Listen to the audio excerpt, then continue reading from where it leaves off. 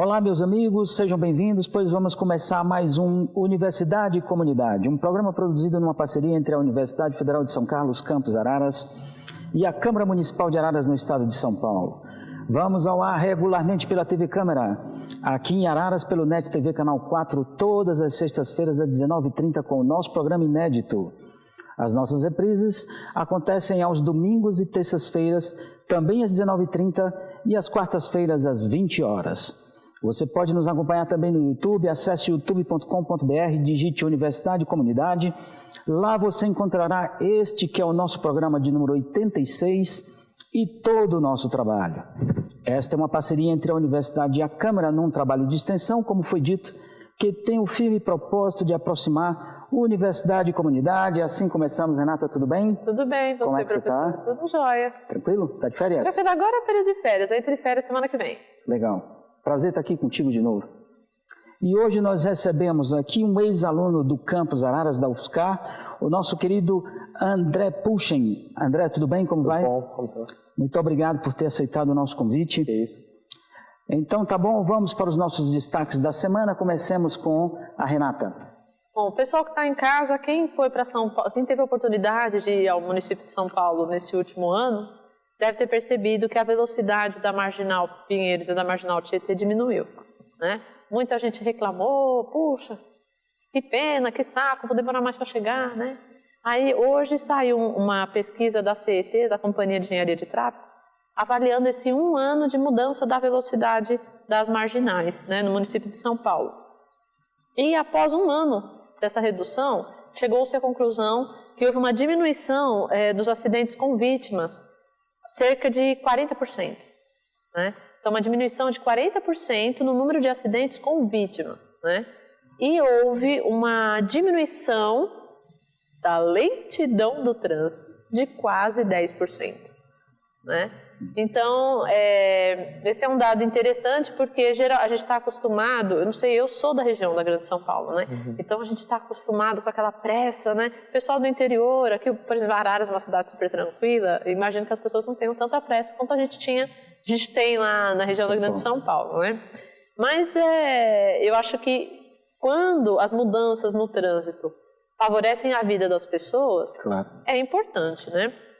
Além disso, né, tem uns dados aqui também que saíram, né, nessa avaliação da Companhia de Engenharia de Tráfego, dizendo que essa melhoria ocorreu mesmo com o aumento do número de veículos, né, que passou de 7 milhões, né, de 7,8 milhões para 8,1 milhões em 2015 de veículos. Expressivo, não? Na cidade de São Paulo, E né? não para. Agora, aumentou o número de radares da Marginal, né? Também. Houve um aumento de 400%. 400%. De 19 radares, pulamos para 106 radares. Puxa vida. Aí os especialistas discutem que, na verdade, houve essa melhoria porque a prefeitura, uma velocidade menor, a prefeitura teve mais condições de fiscalizar, né? Também. E os especialistas questionam também a questão da educação no trânsito, né? Que diminuir velocidade, aumentar o número de radares são medidas a curto prazo, mas que a longo prazo a gente precisa priorizar a educação no trânsito, não só em grandes cidades, como em pequenas cidades, né? Porque os problemas das pequenas cidades são outros. Claro, né? claro. É o famoso devagar para chegar mais rápido, né? O que me chama a atenção nessa pesquisa e na medida que foi tomada lá pela prefeitura é que, via de regra, grandes cidades ou grandes desafios em grandes cidades levam o gestor a determinadas situações difíceis, né? Tomadas de decisões complexas, né? Quer dizer, se ele quiser promover grandes mudanças, ele tem que se dispor a um desafio maior. E quando a Prefeitura de São Paulo resolveu tomar essa medida, ela foi muito criticada. Sim. Né? E acreditava-se que teria um efeito negativo na sua posição, na sua tomada de decisão. E, por fim, depois de um tempo, é que se colhe os resultados. Existe até uma informação clássica no universo político que é aqueles que de fato fazem um ajustamento maior, né, eles acabam nem sendo tão bem, num primeiro momento, acolhidos pela população, né? Isso é um clássico no universo político eleitoral no mundo, né? No mundo. Inclusive, onde eu vi essa reportagem, dizia também que o prefeito ele está sofrendo, eu não sei se posso dizer de processo, ação, ele está sofrendo uma ação judicial, porque ele não deveria ter tomado essa medida sem consultar a população. Os advogados em casa me perdoem se eu usei o termo errado. É errado, né? Mas São Paulo é uma cidade com muitos problemas complexíssimos que exige tomadas de decisão de grande envergadura também. E também, por outro lado, tem aquilo que você falou, né? Porque os mandatos são de 4 anos. Né? Então, os gestores são obrigados a tomar medidas que já tenham visibilidade antes do final dos 4 anos, né? Para que eles possam se reeleger. E outro tema é que o número de carros em São Paulo não para de aumentar, né? Quer dizer, isso parece... existe um programa que eu vi uma vez, não me lembro agora, mas que marca o dia e a hora em que São Paulo vai parar. Você já viu isso? Eu já ouvi falar, mas parece que não está longe, né? Não está tão longe assim, né? Parar, se diz, o trânsito. Ela vai simplesmente travar inteira e nada mais andará e tal. Eu já ouvi dizer que se todos os carros forem ao mesmo tempo para a rua, São Paulo não cabe. Tem que ficar empilhado. Você mora em São Paulo? Eu estou fazendo agora o doutorado em São Paulo. Então São Paulo. Sei bem como é. Então você acha que melhorou? Eu não ando de carro lá, até porque parece até engraçado, mas é mais rápido ir a pé do que de carro. Eu passo pelo pontilhão da USP e é uma coisa que eu até não brinco. Assim, eu marco um carro, às vezes um carro se destaca, ele é vermelho, e eu passo o carro e eu vou andando e eu olho para trás e eu vejo que o carro está lá atrás e eu falo, nossa, coitado desse homem que ele está preso ali. Então, para mim, pelo menos, é mais rápido, né? Eu acho que a visibilidade em relação à lentidão menos de 10% não é... A gente não consegue sentir realmente. Né? Mas é importante pelas vítimas. Né? A via ali é realmente uma via que dá acesso à Marginal. A Marginal em si, eu vejo que ela flui perto da Raia Olímpica. Ela sempre flui, eu nunca vi ela travada. Aqui dá acesso, realmente. Sim. Mas acho que talvez, minha opinião sobre esse assunto, vindo para cá, nesse final de semana, na verdade, antes desse final de semana, eu vi que teve um acidente de moto na Raia Olímpica e por isso interditou 2 faixas. Aí acho que foi a primeira vez que eu ouvi falar que realmente ele interditou. Entendi. Então acho que diminuindo a velocidade, você acaba diminuindo o número de acidentes. Por consequência, você tem uma maior velocidade. Então, uma maior velocidade de trânsito, exatamente, mais acidentes, então não só vai mais devagar, como trava, né, realmente. Então, acho que isso é uma das medidas positivas, principalmente. Né? Legal. Tudo bem? Vamos para os meus destaques da semana. Vou falar sobre a Olimpíadas. Estamos muito próximos a essa data. A tocha olímpica passou por aqui essa semana. Passou por nossa região, né? E, enfim, saiu uma pesquisa recentemente da Folha de São Paulo, Datafolha, onde de cada 10 brasileiros, 5 são contrários ao evento, né? E outros 4 são a favor e 1 seria de uma posição indecisa. Né? É um número relativamente alto, né? Estou usando o termo relativo, mas eu acho muito alto até, né? Sendo que em 2013 os números eram completamente diferentes, só 25% eram contrários. Você que está em casa é a favor ou contra a Olimpíada, dê uma pensada sobre isso. E o que foi demonstrado na pesquisa é que a aversão ao evento é maior entre os moradores da região sul-sudeste e entre pessoas com maior nível de instrução e com famílias de renda maior. Em 2009, no Rio de Janeiro, havia um ciclo econômico virtuoso quando a Olimpíada foi lançada, né, para que acontecesse no Brasil. Né? E quando o Rio de Janeiro ganhou a disputa. E de lá para cá, nós temos tido um franco processo de degradação, né, das condições econômicas do Estado do Rio de Janeiro e do Brasil como um todo. Eu acho que o que... Desculpa te interromper. Não, sim. Mas acho que o que contribui para que a maioria das pessoas mudasse de opinião foi a Copa do Mundo. Também. Porque as reportagens sobre os legados da Copa têm mostrado os estádios destruídos, Exato. sem uso. Isso é verdade, e nós temos isso também, de alguma forma, acontecendo com o Rio de Janeiro, principalmente no que tange ao legado ambiental, né? A Lagoa Rodrigo de Freitas não vai ser despoluída, como foi com um compromisso assumido.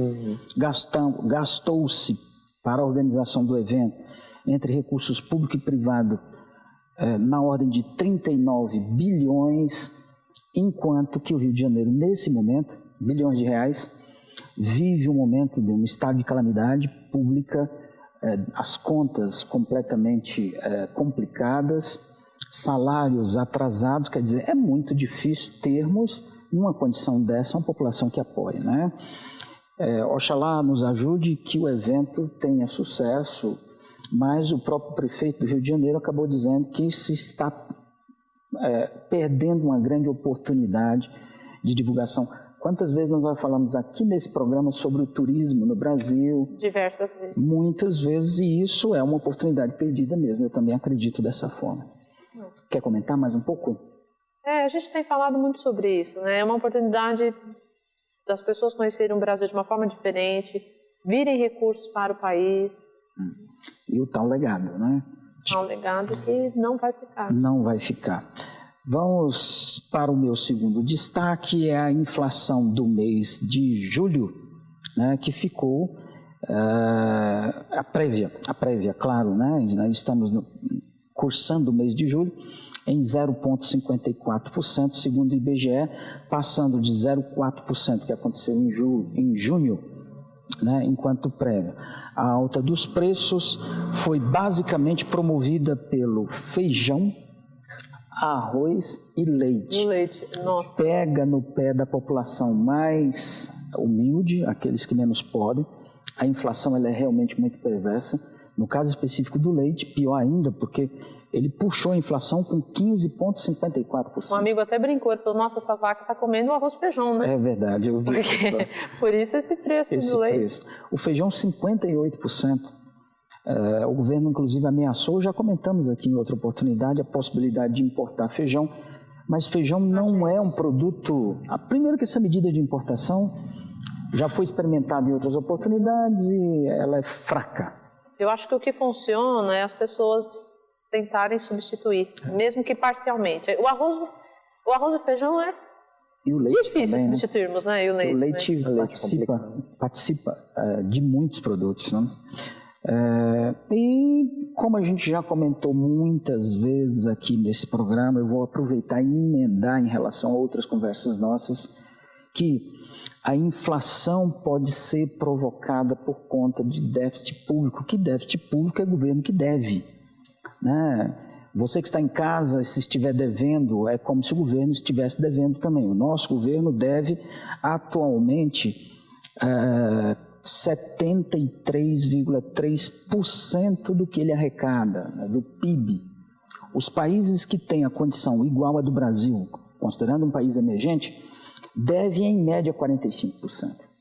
Quer dizer, a nossa perspectiva é de chegarmos no próximo ano a um déficit de 80,5%. Isso é incompatível com processos de crescimento, né? E sem crescimento, sem estabilidade econômica, não há crescimento. Sem crescimento, não há distribuição de renda. E, portanto, não há igualdade. E déficit gera inflação. Déficit gera inflação. É claro, se você está devendo, você compra a crédito muito mais caro. É assim na vida do cidadão, é assim nas contas públicas. Infelizmente. Ok? Podemos seguir? Vamos para a nossa entrevista da semana. Hoje nós temos o prazer de receber aqui o André Arashiro. Isso. Pulchen. Isso. Arashiro é... japonês. E Pulchen? Alemão. Alemão. Você é de onde, André? Eu sou de Atibaia, São Paulo. Aqui próximo a nós. Ele foi aluno do curso de Biotecnologia da Universidade Federal de São Carlos, Campos Araras. E atualmente ele faz doutorado, é o chamado doutorado direto, não é isso? Na Universidade de São Paulo, na capital, estudando na área de bioquímica. E esse doutorado está em andamento. André, muito obrigado por ter vindo, é um prazer te receber aqui. Você está de volta à sua casa. E ele vem falar para nós sobre a tese de doutorado dele, que trata a respeito dos fungos brancos e negros do Atacama. O que é, André, fungos, o que são, né? Fungos negros do Atacama. Primeiro, queria agradecer a oportunidade de estar aqui. O nome Fungos Brancos e Negros do Atacama, acho que ele veio principalmente de uma reportagem que saiu na revista FAPESP em relação ao trabalho. Esse trabalho, na verdade, ele começou no meu curso, no trabalho de conclusão de curso da biotecnologia.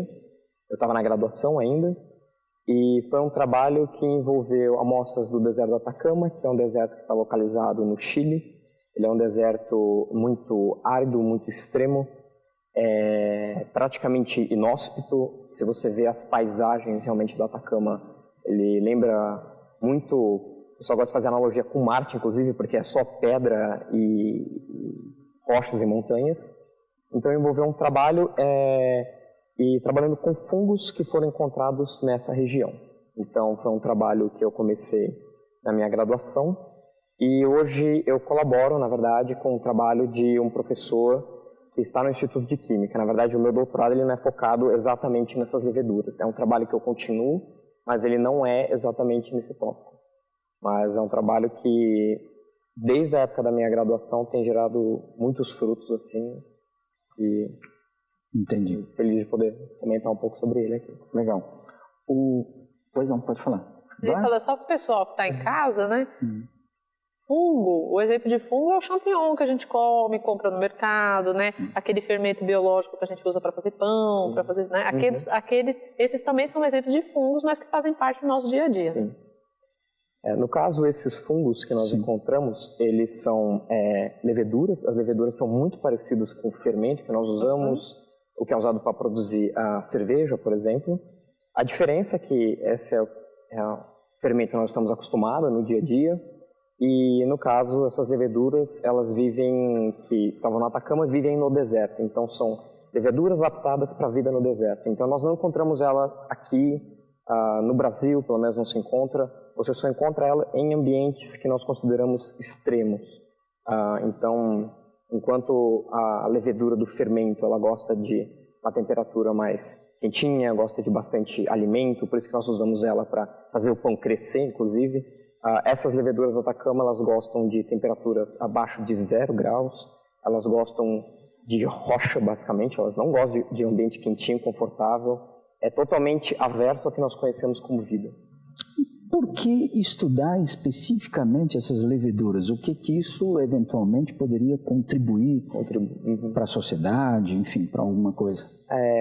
A base do trabalho começou principalmente em relação à implicação que isso poderia ter nos limites da vida. Então, existe hoje, na verdade, uma pergunta que é o quanto que uma vida pode suportar. Isso pensando principalmente, que eu posso explicar daqui a pouco, que é uma temática chamada astrobiologia, que tem aplicação com a busca de vida fora da Terra.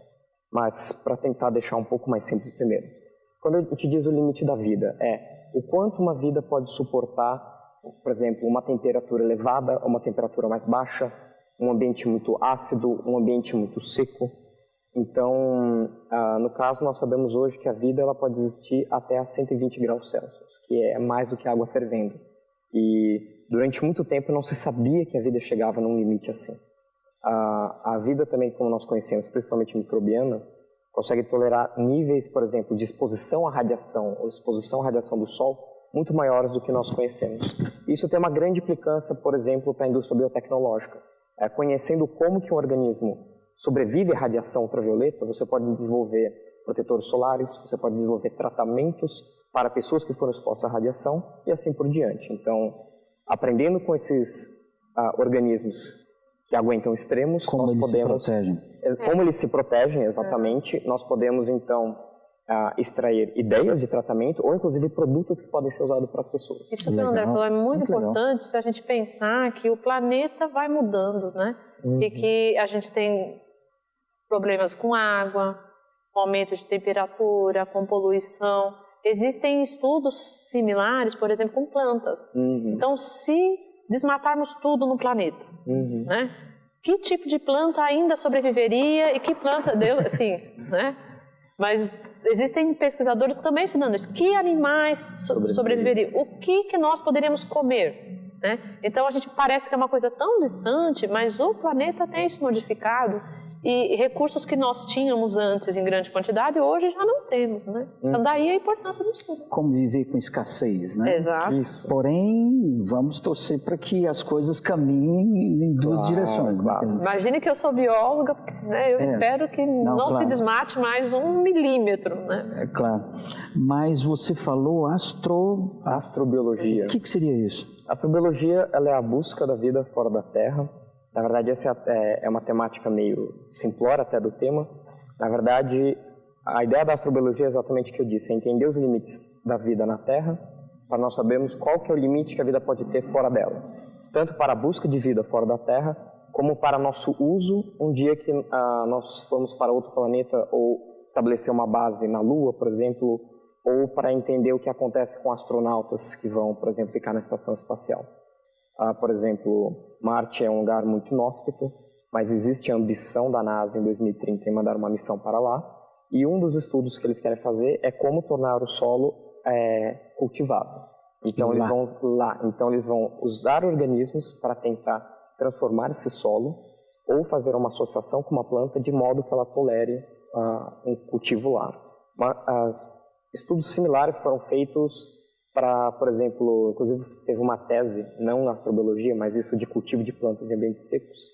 Foi uma tese da Exalc, onde uma aluna ela encontrou organismos, bactérias que se associavam com milho e permitiam que o milho crescesse em um ambiente seco. Então, você encontrar organismos que vivem em ambientes extremos podem inclusive ajudar em associação com por exemplo, um cultivar, uma planta. Exalc USP, né? Uma outra universidade, Isso. Um outro campus da USP.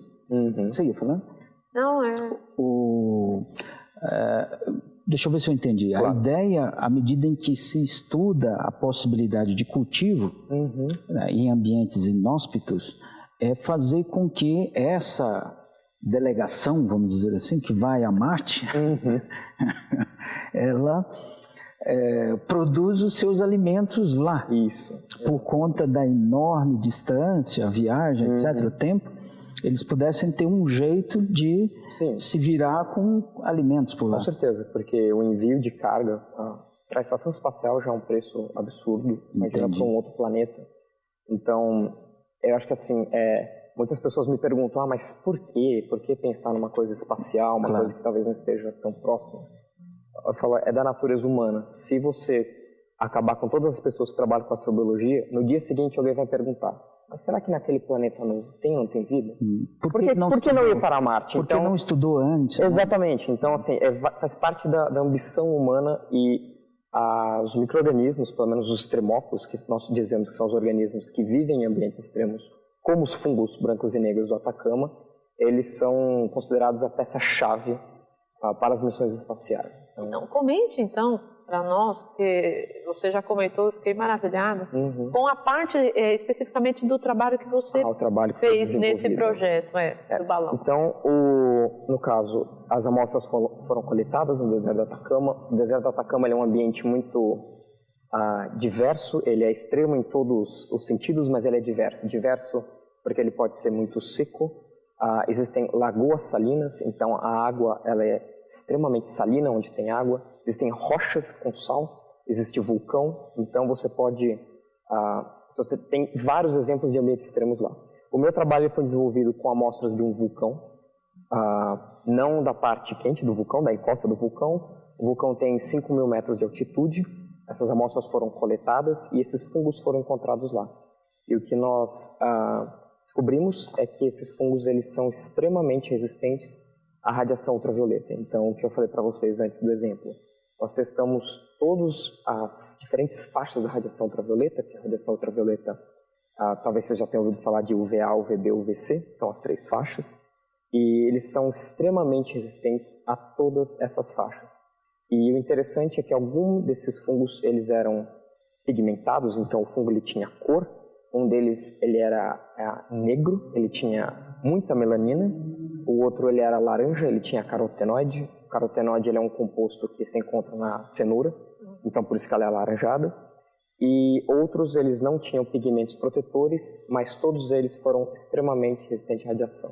Então, com isso, nós conseguimos aprofundar esse estudo e entender por que eles eram tão resistentes à radiação assim. Nós comparamos com o coitado do fermento, né? Que a gente usa todo dia e não deu, coitado, ele é totalmente sensível à radiação. Então, por que organismos, ambos são leveduras, todos são leveduras, então por que nós temos umas que são tão resistentes e outras que são tão frágeis? Então, a importância disso para um estudo de entender como a vida se adapta a um ambiente tão extremo, para extrair informações que podem ter uma aplicação futura, talvez, como eu disse, no caso da ultravioleta, para tratamento de lesões por radiação ultravioleta ou inclusive cremes de proteção.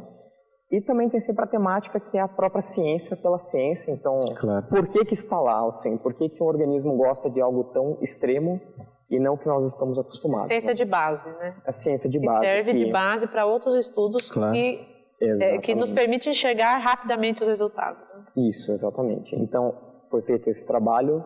Nós demos tanto o viés que poderia ter uma expansão do conhecimento biológico, como para a astrobiologia isso era interessante, saber por que esses organismos sobrevivem tanto a uma condição extrema e se isso não poderia ser utilizado em alguma missão, ou se talvez um organismo similar poderia ser encontrado talvez em um outro planeta vivendo, né? O Atacama ele é muito similar a Marte em questão de variação de temperatura e incidência de radiação. Ele é extremamente similar. Então ele é usado pela NASA, inclusive, como análogo do planeta Marte.